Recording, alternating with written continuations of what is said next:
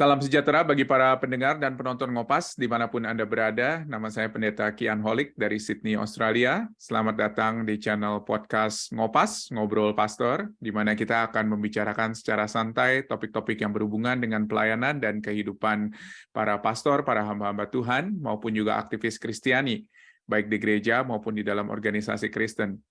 Sebelum kita melanjutkan, jangan lupa untuk subscribe channel ini dan nyalakan loncengnya di YouTube, supaya apabila ada video-video baru yang kami upload, Anda bisa langsung dapat mengetahuinya.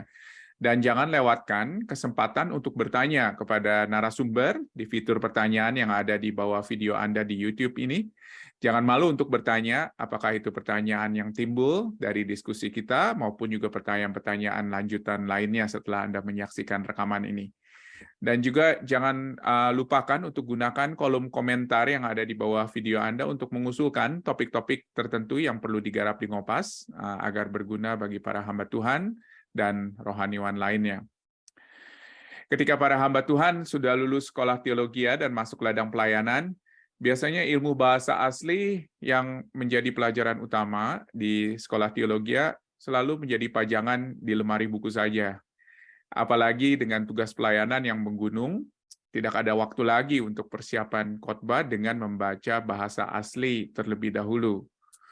Lalu, mengapa membaca Alkitab dalam bahasa asli masih penting di dalam mempersiapkan khotbah? Nah, bersama dengan saya ada Pendeta Arman Barus, PhD, dari STT Amanat Agung. Selamat datang, Pak Arman, di Ngopas. Apa kabar, Pak? Kabar baik, Pak. Terima kasih, Pak, untuk undangan dari Pak Pendeta Kian Holik. Senang sekali ketemu lagi, Pak. Sudah lama nggak ketemu ya. Ya, kita sudah lama nggak ketemu ya, Pak ya. Terima kasih banyak, Pak Arman, untuk waktunya kasih, nih. Pak. Pak Arman, sekarang di STT Amanat Agung sudah berapa tahun, Pak, melayani? Sudah cukup lama juga ya, Pak ya. 15 tahun pasti lebih. Ya, biasanya Bapak mengajar bidang-bidang perjanjian baru di sana, betul? Biblika, Pak. Jadi kalau kita di sini Biblika. baik perjanjian lama maupun perjanjian baru, Pak. Jadi fokusnya itu pada sebagai dosen Biblika, Pak. Baik, baik, iya. Dan saya yakin juga Pak Arman juga ada banyak pelayanan-pelayanan eksternal lainnya, dan saya melihat sangat semangat sekali Pak untuk membimbing peserta BGA nih Pak. Saya Iya, dengar. betul Pak. Iya, betul Pak. Itu justru menjadi suatu hal yang itu yang bagi gereja-gereja ya. Jadi itu sudah menjangkau dari ujung timur ke ujung barat, Pak. Dan syukurnya saya sudah hampir tidak terlibat lagi, Pak, karena sudah banyak fasilitator yang sudah mendapat training. Jadi saya hampir sudah tidak ini lagi. Hanya fasilitator lingkar satu saja yang kami masih sering ketemu, Pak. Oh, puji Tuhan, puji Tuhan. Bahkan Terima kasih Pak Arman. Di BPKP ya? itu sudah menjadi satu unit pelayanan sendiri dari Sinode, Pak. Oh, wow. Oke. Ya. Jadi memang Sinode mempunyai satu pelayanan khusus begitu ya untuk BGA ini ya. Betul, Pak. Dan ketuanya ada pendeta, ada 2 pendeta begitu, penetua di situ, dan mereka sangat aktif sekali, Pak. Aktif sekali, dan kesaksian dari jemaat atau penetua, bahkan pendeta yang mengikutinya tuh luar biasa, Pak. Jadi saya senang sekali mendapat komentar mereka, laporan dari pengalaman tentang peserta yang ikut BGA itu. Baik. Tentunya bagi rekan-rekan yang ingin lebih mengetahui mengenai BGA atau baca gali Alkitab ini, nanti tentunya bisa menghubungi kami, dan kami akan senang sekali bisa memberikan referensi kalau misalnya ingin berhubungan dengan gerakan BGA ini. Pak Arman, kita akan bicara mengenai topik mengapa membaca Alkitab dalam bahasa asli menjadi sangat penting, Pak. Mengapa, Pak, hal ini penting menurut Pak Arman? Mengapa ini adalah sesuatu yang perlu dilakukan oleh seorang hamba Tuhan, walaupun sudah lulus sekolah teologi sekarang dan melayani di gereja bertahun-tahun atau mungkin berpuluh-puluh tahun? Ya, terima kasih Pak Pendeta. Seperti yang kita ketahui ya, memang waktu kita di STT itu salah satu pelajaran yang dianggap Pak ya, tidak ini ada pelajaran bahasa ya, baik Yunani menyiksa begitu Pak. Ibrani ya, Yunani begitu. Ya, pertanyaan Bapak tadi, kenapa kita harus cek ulang lagi, Pak ya? Karena alasannya itu adalah masalah penerjemahan, Pak. Jadi kalau soal penerjemahan itu pasti ada yang hilang. Misalnya, contohnya Pak ya, kalau kita mau menerjemahkan mohon maaf lahir dan batin, diterjemahkan ke bahasa Inggris, itu gimana ya Pak ya? Susah Pak, saya juga nggak bisa itu Pak. Iya, mohon maaf lahir dan batin. Masa kita bilang sorry internally and externally gitu kan? Kalau dibilang mohon maaf itu sorry untuk forgive me untuk my word and my deeds juga nggak pas kan Pak ya? Betul, betul, Ya, betul. itu di situ persoalannya Pak. Jadi saya kira kalau kita bisa cek bahasa Yunaninya, sekarang sudah cukup banyak alat bantu ya Pak untuk mengeceknya itu. Jadi yang kita lihat itu ya beberapa hal yang mungkin cara praktisnya begini ya Pak. Kita cek dalam bahasa Indonesia dan beberapa terjemahan bahasa Inggris. Atau bahasa Indonesia sendiri sudah punya 2 terjemahan ya Pak. Satu yang bahasa Indonesia sehari-hari, satu yang terjemahan baru. Kemudian kita periksa 2 terjemahan bahasa Inggris misalnya. Kalau di situ ada perbedaan, kita lihat dalam bahasa aslinya sebenarnya bicaranya apa, gitu ya. Atau ada hal-hal yang membuat kita jadi berpikir. Saya ambil contoh ya Pak ya. Saya ambil contoh misalnya Ayub 42 ayat 7. Ya. Nah, ini kan dikatakan begini, setelah Tuhan mengucapkan firman itu kepada Ayub, maka firman Tuhan kepada Elifas, orang Teman itu, murkaku menyala terhadap engkau dan terhadap kedua sahabatmu, karena kamu tidak berkata benar tentang aku, seperti hambaku Ayub. Loh, ini kan percakapan mereka, kan Elifas dan temannya ini kan hanya mengatakan bahwa penderitaan itu terkait dosa. Gitu kan Pak ya? Sehingga mereka diskusinya panjang lebar mengatakan bahwa Ayub, kamu ini menderita, lihatlah hidupmu mungkin ada dosa, segera bertobat supaya penderitaanmu ini selesai. Itu kan kalau kita lihat teologi PL kan seperti itu kan Pak. Juga memang ada akibat dari dosa itu ya kepada penderitaan. Loh, percakapan mereka ini kan biasa ya Pak. Kenapa kok jadi murka? Begitu kan? Justru betul. Ayub dikatakan tidak kena murka. Padahal Ayub juga mengatakan tidak ada dosaku gitu. Aku menderita ini tidak mengerti, tapi yang jelas aku tidak bersalah. Nah, itu perdebatan mereka kan di seputar itu, Pak. Jadi saya sekarang misalnya diskusi dengan Bapak ya kan, ini bagaimana Pak penderitaan itu akibat dosa atau bukan? Ya pastilah Bapak juga akan mengatakan ya ada akibat dosa, ada yang akibat tidak dosa, kan begitu kan Pak ya? Betul. Ini kok jadi murka Pak? Murka ini seperti begini, ada hal-hal yang seperti begini, tentu kita bertanya apa yang salah di sini dalam penerjemahannya, gitu Pak. Nah, kita cek bahasa aslinya, ternyata di sana kalau dalam bahasa aslinya itu dipakai elai. Ya Pak, elai. Jadi kalau begitu, kalau nggak salah juga kalau kita mau periksa Septuagintanya, gitu kan Pak ya, Septuaginta. Ya, Septuaginta bisa kita periksa sebenarnya sesungguhnya ini terjemahannya seperti apa, kan begitu ya Pak. Buat yang lupa Septuaginta itu apa, itu adalah terjemahan Alkitab Perjanjian Lama dalam bahasa Yunani ya Pak ya, betul Pak? Ya, betul Pak, betul. Terima kasih Pak, saya berpikir semua kita sudah tahu gitu ya. Nah ini kalau kita perhatikan ada yang lupa Pak soalnya. Betul Pak.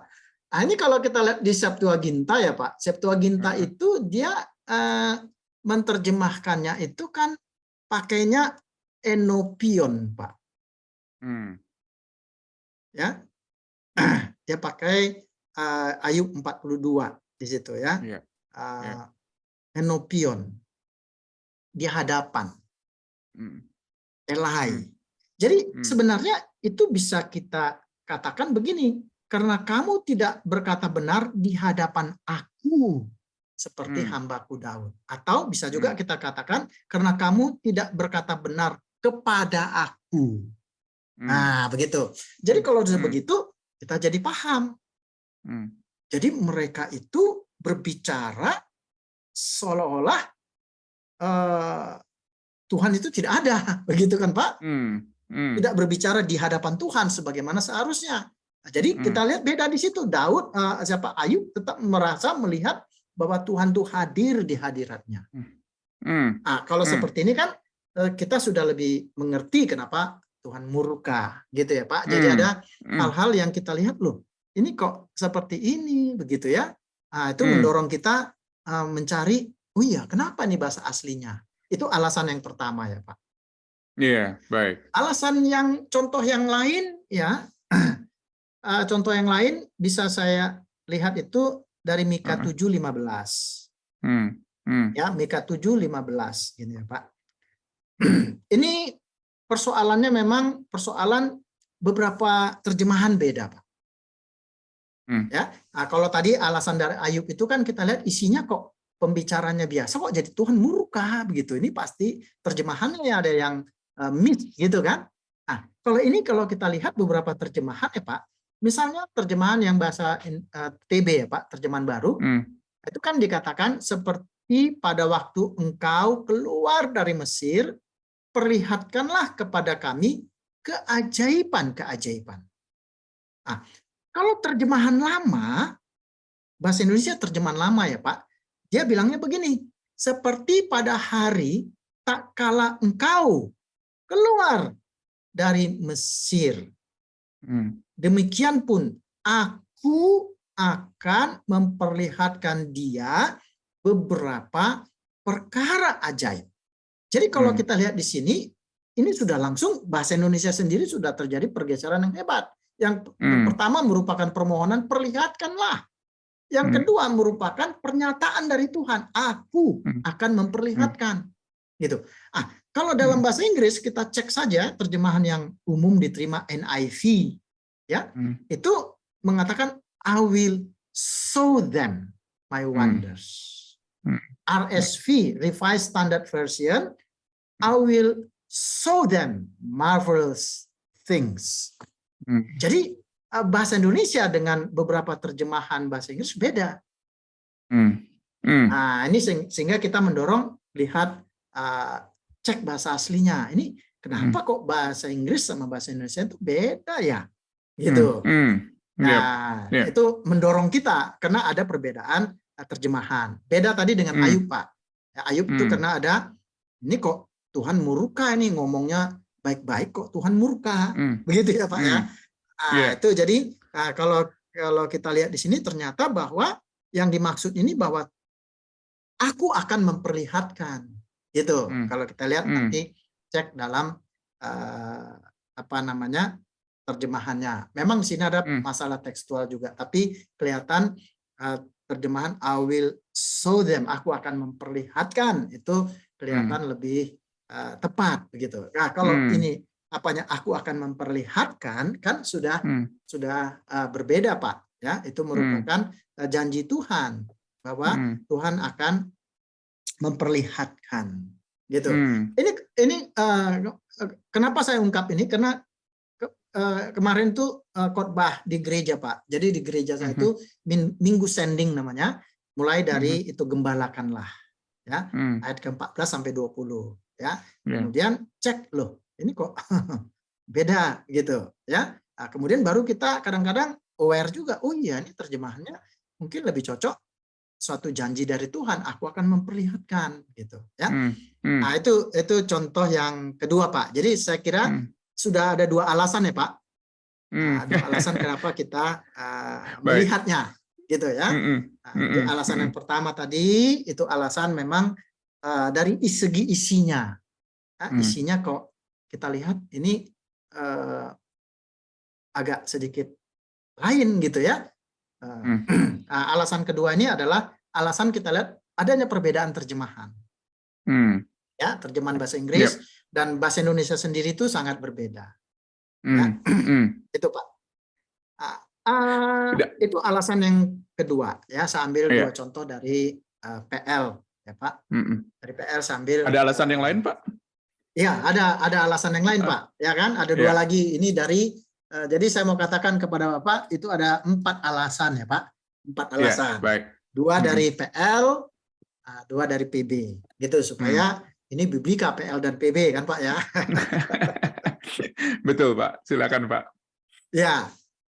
Yang satu lagi ini adalah saya ambil dari Lukas 10:40 Pak. Ya. Lukas 10:40 ini teks yang menurut saya sering disalah mengerti begitu Pak ya. Bahkan kadang-kadang di gereja itu dikatakan jangan jadi Marta begitu. Ya. Karena di sini Marta dikatakan sibuk sekali melayani. Harus jadi Maria, itu dengar Tuhan Yesus gitu. Sehingga terjadilah dikotomi antara pelayanan yang mendengar firman dengan pelayanan yang tidak ada kaitan dengan firman gitu. Jadi antara yang sekuler dan yang sakral gitu Pak. Ya. Yang kalau sibuk urusan dapur itu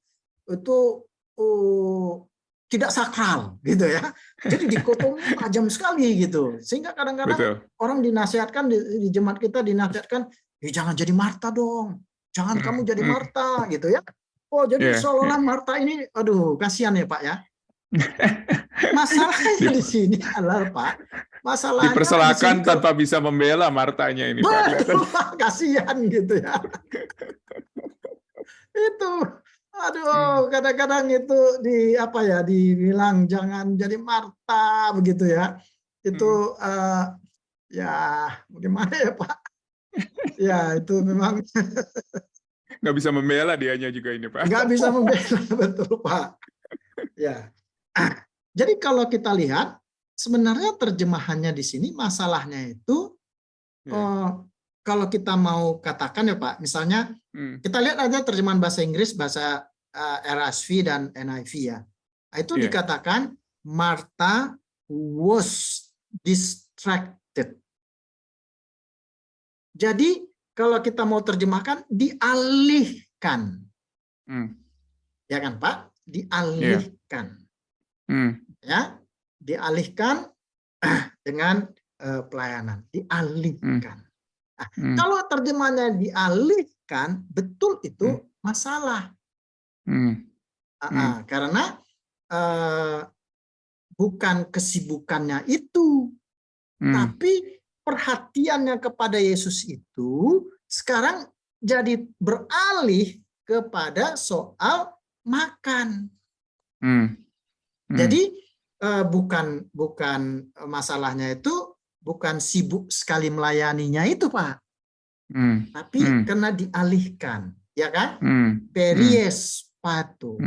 Jadi bahasa Inggrisnya itu tidak nampak, sudah menangkap terjemahannya ya, was distracted, was distracted. Jadi dialihkan perhatiannya gitu. Ya. Nah, sementara Maria dia tidak dialihkan, ya, tidak beralih, ya, tidak beralih, fokusnya tetap pada Yesus. Sekarang Marta ini beralih dari fokus pada Yesus menjadi hal-hal yang tidak fokus pada Yesus. Ya. Tapi memang di lain pihak juga kesulitan juga untuk menerjemahkan bahasa Indonesia seperti apa ini ya Pak ya? Betul Pak? Betul Pak. Ya, kalau kita terjemahannya yang bahasa apa saja ya Pak? Bahasa ini apa namanya? Bahasa Inggrisnya itu kelihatan Pak. Jadi kalau bahasa Indonesia mungkin kita mau terjemahkan sedang Marta telah dialihkan. Yang mana agak sedikit aneh ketika diterjemahkan seperti itu ya dalam bahasa Indonesia. Betul Pak, betul. Betul. Betul. Jadi ini kalau kita lihat juga ya, masih juga alasan soal perbedaan terjemahan ya Pak. Ya, perbedaan terjemahan. Ya, cuman perbedaan terjemahan di sini kita juga melihat bahwa Marta sibuk sekali melayani kok jadi ditegur begitu. Sehingga wajarlah kalau ada jemaat kita yang sibuk, kita pun langsung menegurnya. Padahal sebenarnya nggak apa-apa kita sibuk, tapi kita sibuknya itu tetap fokus pada Yesus. Kan nggak jadi masalah, Pak. Iya. Ya? Dan itu yang menjadi Jadi, fokusnya daripada apa yang dilakukan oleh Tuhan Yesus, apa yang diinginkan oleh Tuhan Yesus bagi kita ya. Iya. Ya, Jadi ya, ya. kita pun sibuk, tapi tetap dengan fokus pada Tuhan Yesus, gitu Pak. Betul, betul. Itulah betul, yang betul. kemudian hal yang terpenting Tuhan Yesus katakan nanti dalam bagian berikutnya. Sibuk kita, tapi tetap fokus pada Tuhan Yesus. Sibuk pelayanan, tetap fokus pada Yesus, gitu. Jadi sibuk pelayanan jangan fokus pada apanya lagi, ya kan? Hal-hal yang lain. Ini masa pensiun lah, masa ini bagaimana gitu. Bukan ini, kita fokus pada Yesus, Pak, gitu. Iya, betul, Kan? betul. Kadang-kadang hal-hal seperti gini sebagai pendeta kan distracted Pak kita. Ini, waduh bagaimana ini pelayanan nanti, bagaimana nih masa depan, bagaimana ini sekolah anak-anak, begitu ya, sehingga distracted. Ya, ya itu penting, perlu, tapi fokus tetap pada Yesus. Itu saya kira di situ ini. Lukas 10:40 ya. Oke, ini waktu saya juga nggak terlalu banyak ya Pak. Satu lagi itu adalah masalah yang problem ya Pak. Soal genetif. Nah, genetif ini. Salah satu kesulitan, Pak. Saya sekarang sedang menulis tafsir surat Roma, surat Efesus ya Pak, kontrak dengan penerbit BPK. Surat Efesus, Pak. Salah satu kenapa surat Efesus ini dikatakan surat yang sulit itu adalah karena Paulus di situ banyak sekali menggunakan genetif. Ya, sehingga itu membuat kesulitan tersendiri. Masalah genetif yang terkenal, saya ambil contoh ya Pak, Roma 1:17.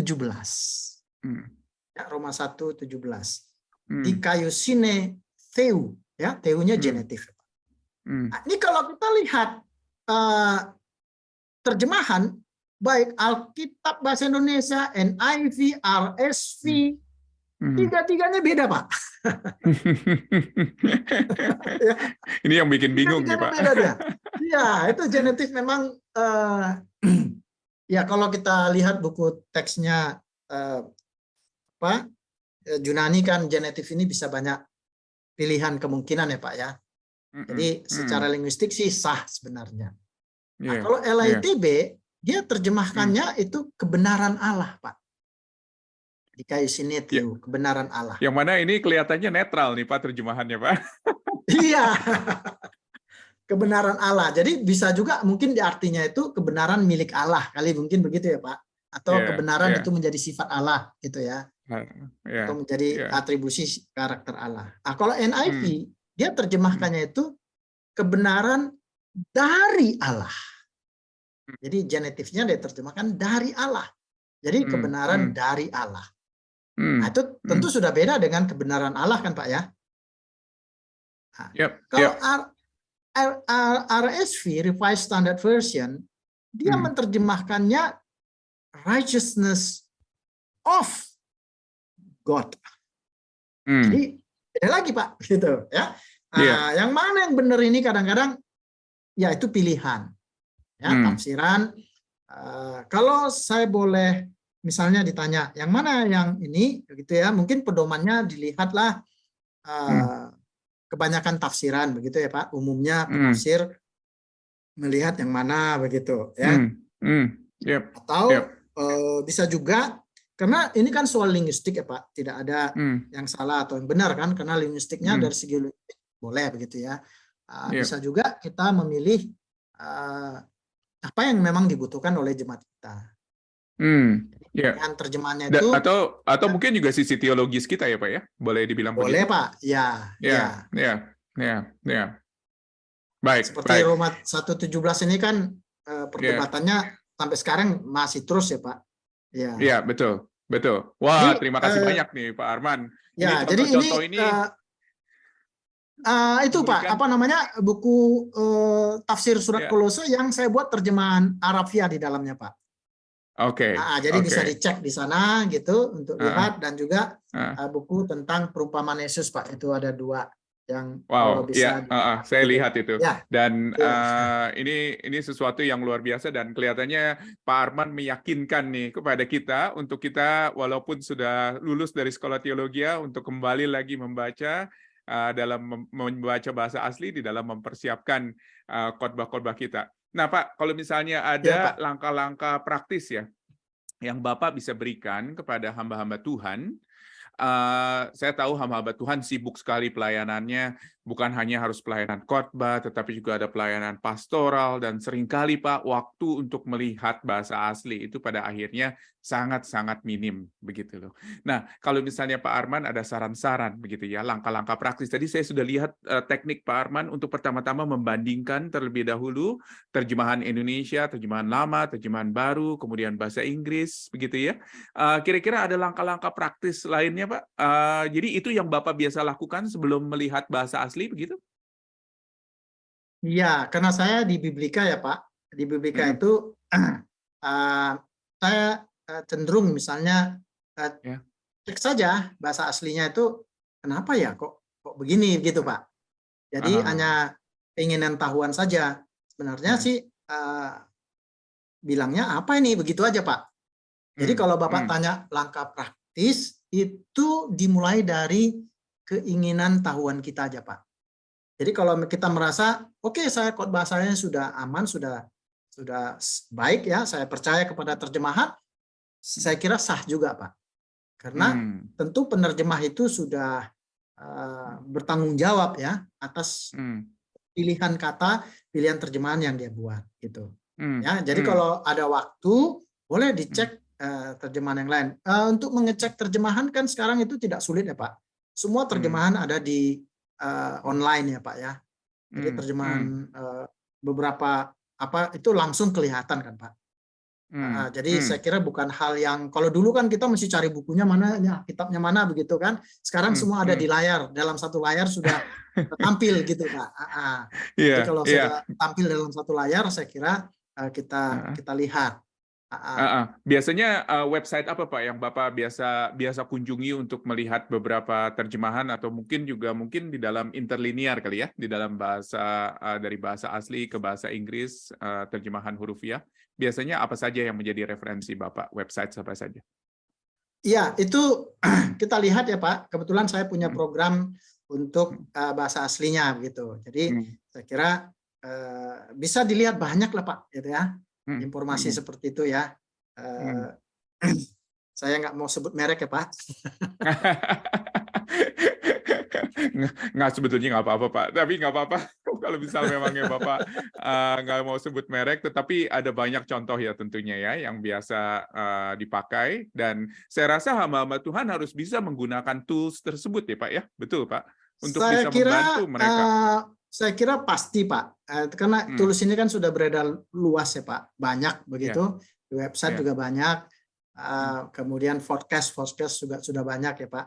hmm, Yang hmm, penting kan hmm, kalau menurut saya dalam persiapan khotbah itu Pak ya, hmm, eh, diberikan kesempatan kepada teks itu untuk berbicara Pak. hmm, Jadi kan khotbah itu kan menyampaikan pesan dari Tuhan kepada jemaat ya Pak. ya, Jadi kalau kita betul. membiarkan teks itu yang berbicara, itu Hmm, kan sebenarnya sama dengan Roh Kudus yang berbicara kepada jemaat kan Pak. hmm, hmm, Saya mulai dari pemahaman seperti itu Pak sebenarnya. hmm, Apa hmm, kata teks ini? hmm, Ya dari situlah saya harus periksa dulu gitu. hmm, Kalau saya hmm, rasa ini oke, saya pilihannya ini seperti itu. Hanya memang hmm, dalam saya waktu menyampaikannya Pak, saya hampir tidak sebut itu bahasa-bahasa aslinya Pak. hmm, yep, Kalau hanya penting sekali baru, tapi kalau tidak hmm, Pak, karena itu cukup bagi hmm, saya. Ya, saya hmm. menyampaikannya itu kepada jemaat semua, dan mereka tinggal apa ya, seperti makanan, mereka menikmatinya makanannya. Kita yang sibuk-sibuk di dapur, cari cabenya, cari tausnya, cari apanya begitu ya. Nah, proses itu tak usah disampaikan. Cukup mereka menikmatinya, kemudian mereka melakukannya.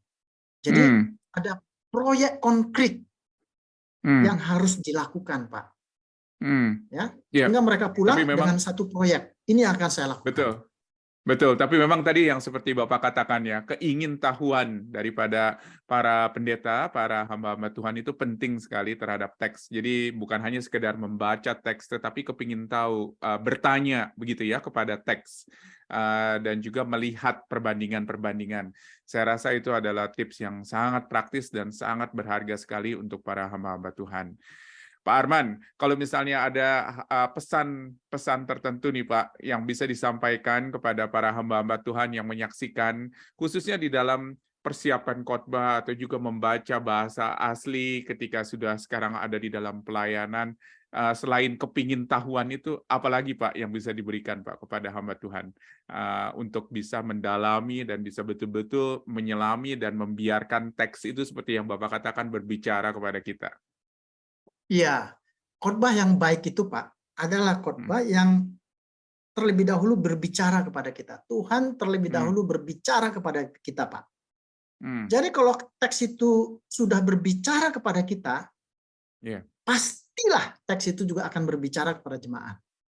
Amin. Ya, jadi itu dulu yang menurut saya paling penting, Pak. Jadi kita ini adalah otoritasnya itu dari Tuhan ketika kita berdiri di mimbar.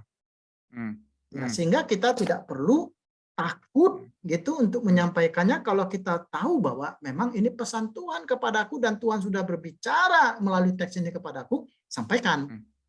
Nah, saya kira itu Pak.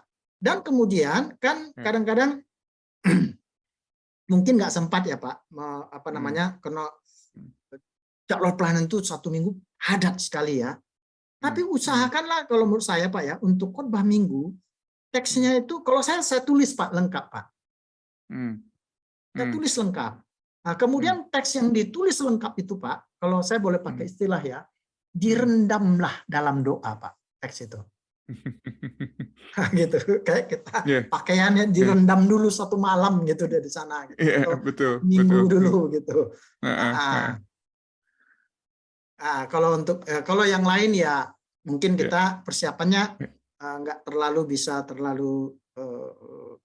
karena kesibukan macam-macam kan Pak di jemaat itu ada yang sakit lah, ada yang meninggal lah, ada yang ulang tahun lah, syukuran ya Pak ya. Tapi untuk minggu itu ya kalau usul saya Pak ditulis lengkap. Tapi ditulis lengkap ini jangan pakai bahasa tulis Pak, pakai bahasa lisan. Jadi bahasa lisannya itu yang ditulis Pak. Dan itu merupakan refleksi kita terhadap teks tersebut tentunya ya. Betul Pak. Dan bagaimana teks suatu itu waktu nanti kepada kita. bisa diterbitkan kan Pak? Karena sudah siap kan? Wah, ini kelihatannya resep juga dari Pak Arman nih. Iya. Untuk para hamba-hamba Tuhan ya. Betul Pak. Karena kalau kita bisa menulis Pak, pikiran kita itu jadi bening ya Pak. Teks itu pun jadi bening Pak. Amin. Jadi lumpur-lumpurnya itu kita udah bisa singkirin semuanya. Sehingga waktu jemaat itu menikmatinya adalah sesuatu yang bening, yang menyegarkan gitu Pak. Karena lumpurnya kita sudah singkirkan semua. Amin, kalau Pak. saya rasa dengan menulis itu Pak, ditulis khotbah lengkap, tapi yang kita tulis itu adalah lisan Pak. Jadi seperti kita berkhotbah, bahasa lisan itu yang kita tulis gitu. Dan nggak perlu dibaca kan Pak. Betul. Disampaikan begitu. Ya, saya rasa itu penting sekali dan itulah yang menjadi PR bagi kita semua. Pak Arman, terima kasih banyak loh Pak buat waktunya dan bersyukur sekali dengan pengalaman Bapak, dengan pengetahuan Bapak sudah menjelaskan kepada kita bahwa betapa pentingnya nih kita untuk membaca teks di dalam bahasa asli dan untuk para hamba Tuhan untuk terus bergumul dengan teks dan biarlah kiranya teks itu boleh berbicara kepada mereka terlebih dahulu sebelum mereka berkhotbah kepada jemaat mereka. Terima kasih banyak Pak Arman, minta dengan hormat Bapak untuk berdoa agar para hamba Tuhan boleh lebih setia lagi membaca teks dan biarlah kiranya teks itu boleh berbicara sebelum mereka bicarakan itu kepada jemaatnya. Terima Ya, kasih, Pak. terima kasih Pak Pendeta Kian Holik. Baik, mari kita berdoa. Bapa Maha Kasih dalam Kristus, terima kasih Tuhan untuk kesempatan yang Tuhan berikan kepada kami, hamba-hambamu, untuk menyampaikan pesan isi hati Tuhan kepada jemaat-Mu. Tolonglah kami ya Tuhan, kami mengerti apa yang harus kami sampaikan, dan itu seturut dengan kehendak-Mu bagi jemaat-Mu pada masa sekarang ini.